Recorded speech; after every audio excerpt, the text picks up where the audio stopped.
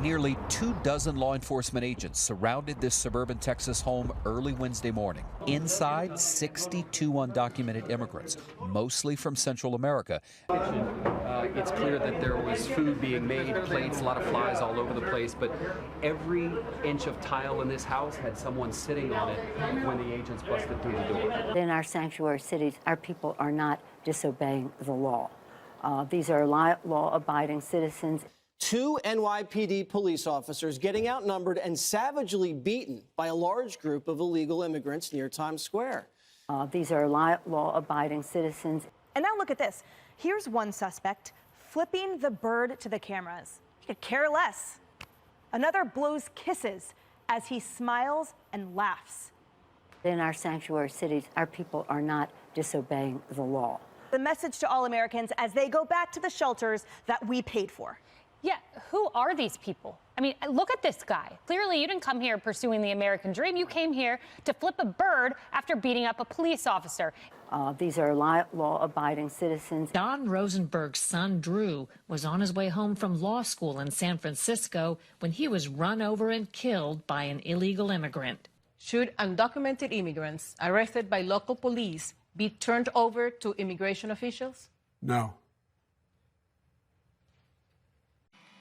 The Democrats want to abolish ICE. They want to turn America into a giant sanctuary city for gang members and MS-13 killers, if they had their choice.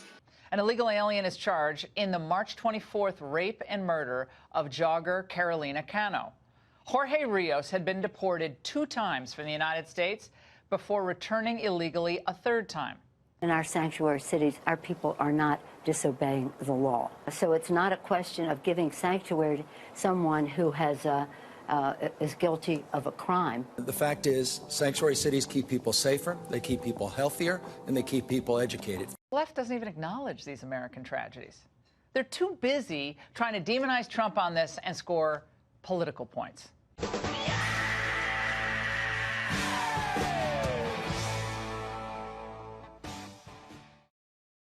I want to talk about how the two of you navigated working with former President Trump, because we had a good time. What was going through your mind? He said he doesn't stand a chance. He doesn't know what he's up against. Was there a strategy? Was there a good cop, bad cop? He's just inaugurated. This is an historic moment. The President of the United States. So I'm thinking, how is he going to begin? You know, I won the popular vote. That's how he started. Then I said, Mr. President, that's just not true. Right, Mr. President, the leader wants it. Chuck was masterful. Well, he was masterful. She set him up so I could go in for the kill. No, but he was masterful. Chuck Schumer and Nancy Pelosi did not show up for our meeting today. She set him up so I could go in for the kill. They're weak on crime. They're weak on illegal immigration. They want the illegal folks to come pouring into our border, and a lot of problems are being caused, although we've stopped it to a large extent, as much as you can without the wall, which we're going to get. She set him up so I could go in for the kill. So they decided not to show up. They've been all talk, and they've been no action.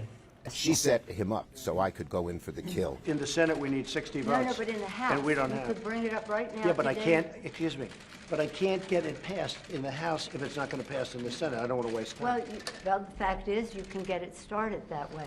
The House we can get passed very easily, Okay, and we then do. The House is giving President Trump what he wants, a mammoth funding bill that includes new money for his border wall and money to fund part of the governance. But the problem is the Senate, because we need 10 Democrats to vote. And if we thought we were going to get it passed in the Senate, Nancy, we would do it immediately. We'd get it passed very easily in the House. No, that's We not would the get point. it, Nancy, I'd have it passed in 2 seconds. It doesn't matter, though, because we can't get it passed in the Senate because we need 10 Democrat votes. Well, there are no votes in the House, a majority of votes, for a wall, no matter where you start. Exactly right. Tonight, the House approved the $5 billion that he wants for the project, but the measure is not expected to pass in the Senate. If I needed the votes for the wall in the House, I would have them in one session, would be done. We did it tonight in the House. I mean, just a few minutes ago it passed. Even though last week in the Oval Office, Nancy Pelosi said the House can't get the votes to pass funding for a border security wall. We just passed it in the House. She set him up so I could go in for the kill. It doesn't help because we need 10 Democrats in the Don't Senate. put it on the Senate. It doesn't help for me to take a vote in the House where I will win easily with the Republicans. Will not win. The House has passed a continuing resolution. It now goes to the Senate, where it is expected to fail. And the House would give me the vote if I wanted it. But I can't because I need, Nancy, I need 10 votes from Chuck. All right, let me say something here. Let me just say one thing. The fact is, you do not have the votes in the House. Nancy, I do. Interestingly, the fact that this did pass in the House means that the president called Nancy Pelosi's bluff, and he was right. You'll remember that last week when they were all sitting there in the Oval Office, he kept saying, I can get the House to pass the money for my border wall. I can do it in a minute. And Nancy Pelosi kept saying, you don't have the votes. You don't have the votes. If you had them, you would do it. Just go ahead and do it. Prove it. Well, he did prove it tonight, and in fact, this measure passed by a pretty significant margin. She set him up so I could go in for the kill. And we need border security. Nancy Pelosi was speaking about that. She seemed to display a level of confidence, but it seems, at least on that point, the president was correct. That he doesn't stand a chance. He doesn't know what he's up against. There is a reason that Nancy Pelosi is the most disliked elected official in America. She always puts her own partisan politics over what's best for the American people. I think President Biden has done an excellent job as President of the United States. She's an authoritarian who has broken the people's house. She is a lame duck speaker, and everyone knows it. Right now, Donald Trump is the only Republican who has announced he could be the nominee. He could be president again. What would it mean if Donald Trump was reelected president? I don't think it'll happen. The American people have gotten wise to him. Former President Trump secured a decisive victory in the frigid Iowa caucuses, pushing America closer to a possible rematch with President Biden. The thing that was surprising was the just overwhelming win that Trump got. He broke records, getting over 50% of the caucus vote. That was a record. He won by the largest margin, over 30 points, a record, and carried all 99 counties in Iowa. So it was a massive beatdown that Donald Trump was able to accomplish. The American people have gotten wise to him. Took a little while, but they did. Donald J. Trump will win the Republican presidential primary in New Hampshire. The former president scoring his second decisive victory of 2024, delivering a powerful blow. I don't think that we should talk about him while we're eating. See? Really? Another Trump presidency? A 538 average of polls in Haley's home state of South Carolina shows Trump with roughly 63% support and Haley with 25%. Donald Trump is going to win South Carolina. Another Trump presidency? You call Donald Trump, quote, insane. I think there's a need for an intervention there by his family or somebody. She doesn't want the American people to know the truth or learn the facts. This is a neck-and-neck race, and no one feels very comfortable on the Democratic side of things that Donald Trump isn't going to be the next president. I think many of us know that it is impossible for him to be the president again.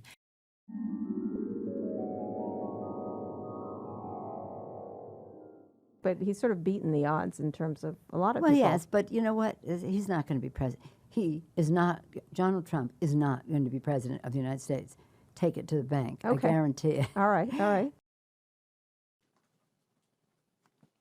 Donald Trump is a here today, gone tomorrow candidate for president of the United States. Donald Trump is not going to be president of the United States. No, Mr. President, Mr. President.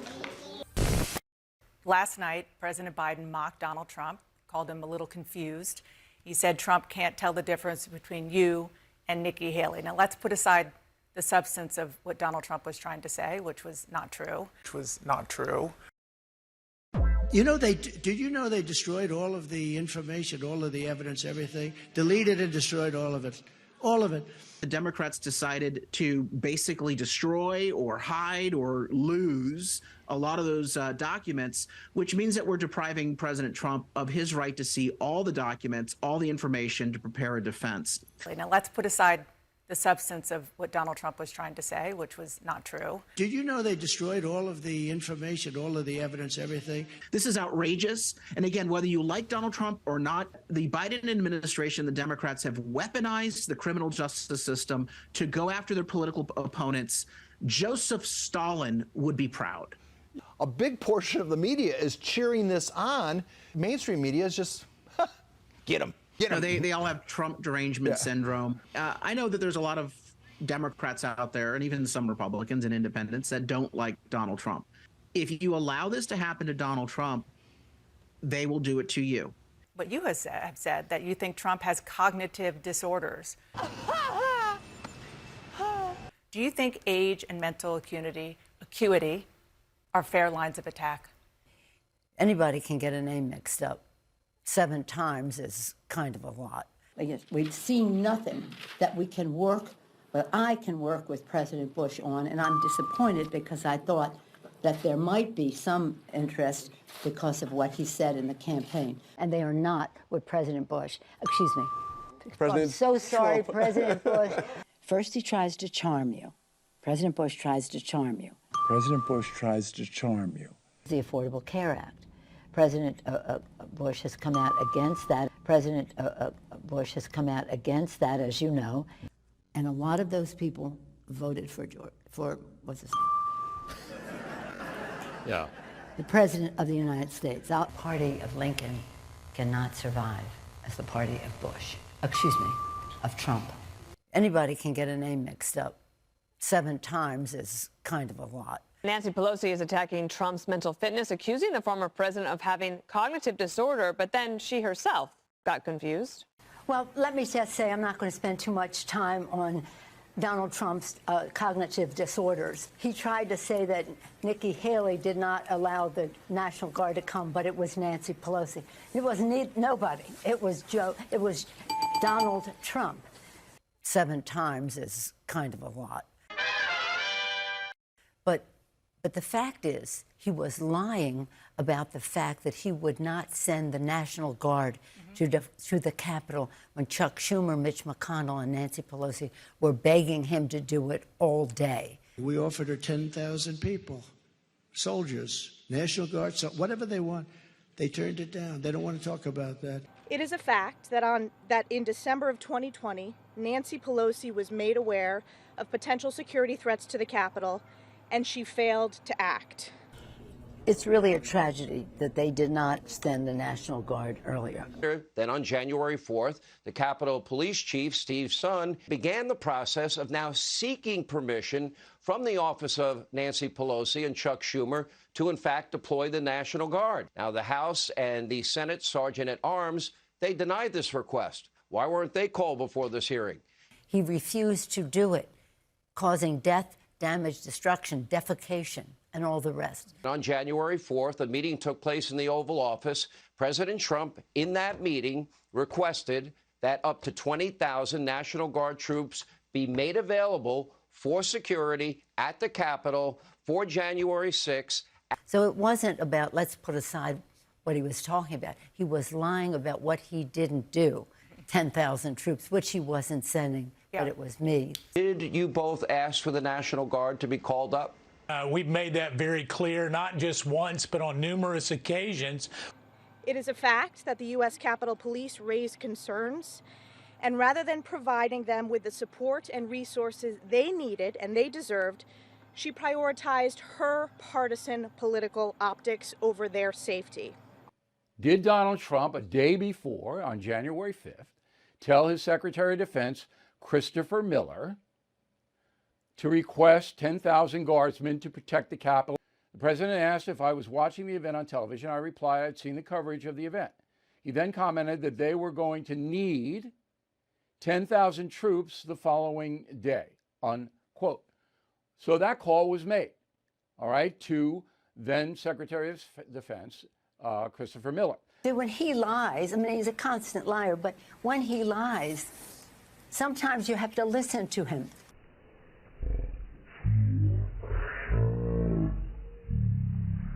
Obamacare sucks.